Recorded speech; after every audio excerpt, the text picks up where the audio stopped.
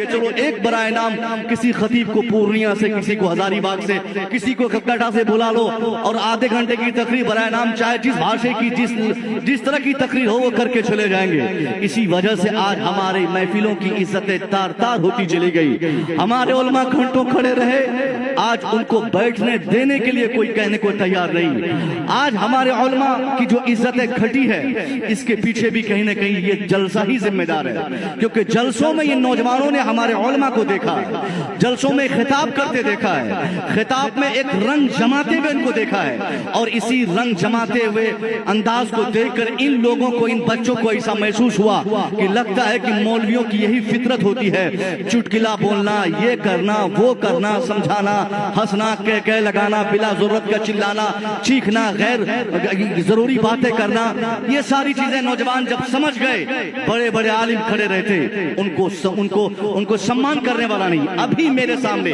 मुझे जो उठाने गए थे ऐसी धमकी देकर मुझे उठाया कि जल्दी आप उठिए हजरत, मैं अभी आपको लेने के लिए आता हूं, आप तैयार होकर रहिए। इतना शौर भी हमारे बच्चों में नहीं कि हम आलिम को बेदार कर रहे हैं। उनको कम से कम इतना तो समझाएं कि हजरत आप तैयार हो जाएं, आपको पानी चाहिए, आपको चाय चाहिए, कंघी की जरूरत है, तेल की जरूरत है, ये बाथरूम की जरूरत है। नहीं बस ऐसे कि मैंने बुलाया है, नजराना मैं दूंगा, खाना मैंने खिलाया है तो खरीद लिया हूं, अब मैं इनको हुक्म दूंगा तो इनको जुब्बा पहन के तो जाना ही पड़ेगा। नहीं, यहाँ आपकी मोहब्बत में आया नहीं हूं मैं, आपके पैगाम के लिए मैं आया हूं। मोहब्बत करनी होगी आपके घर पे जाके करेंगे, आपको हम बुला लेंगे। एक इस्लामिक जरूरत के तई हम उलमा को सफर करना पड़ता है, एक एक रात 1,000 किलोमीटर, 2,000 किलोमीटर, धूप में, बारिश में, ठंडी में, बस में, गाड़ी में, ट्रेन में, फ्लाइट में, कहां मुसीबतों को बर्दाश्त करके वो सामना करके तब जाकर तकरीर करते हैं, खिताब करते हैं। वजह यही कौम की बर्बादी, कौम की तबाही, ये कौम की जो हालत है, ये कौम की जो आसूरत हाल है, इससे निपटने के लिए हमारे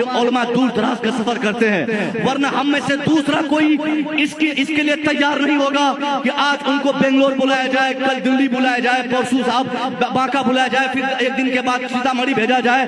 5 दिन गारंटी से अगर कोई नौजवान इसमें से है, इसकी सकत रखते हैं, मैं 10,000 एक नाइट का आपको दूंगा, मैं अपने नजराने का पैसा दूंगा।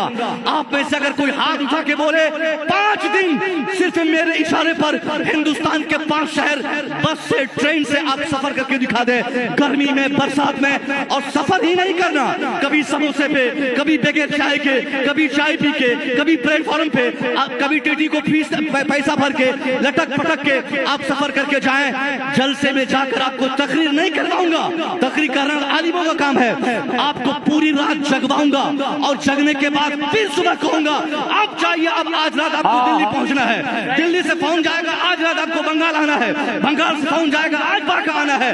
हर एक रात के लिए 10,000 रुपया फीस मैं दूंगा।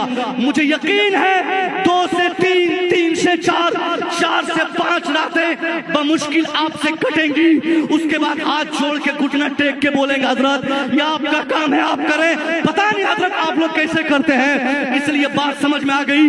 आज अगर हमारे उलमा 500 किलोमीटर दूर बस से, 2,000 किलोमीटर दूरी सफर करते हैं फ्लाइट से, तो इसकी वजह पैसा, नजराना, ये सब कुछ नहीं, इसकी वजह दीन की तबलीग है, दीन के पैगामात है, दीन की जिम्मेदारी है।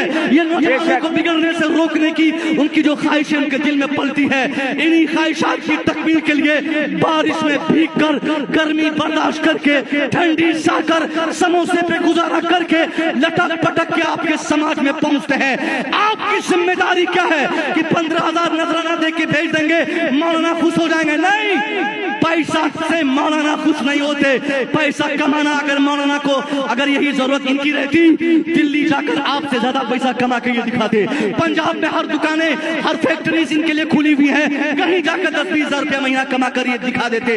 ये सिर्फ पैसे के लिए नहीं आते हैं, ये आपको तबाही से रोकने आते हैं। इसलिए आपके जो मुस्लिम हैं, जो रिफॉर्मर है, जो आपकी इस्लाह करते हैं, उनकी इज्जत, उनका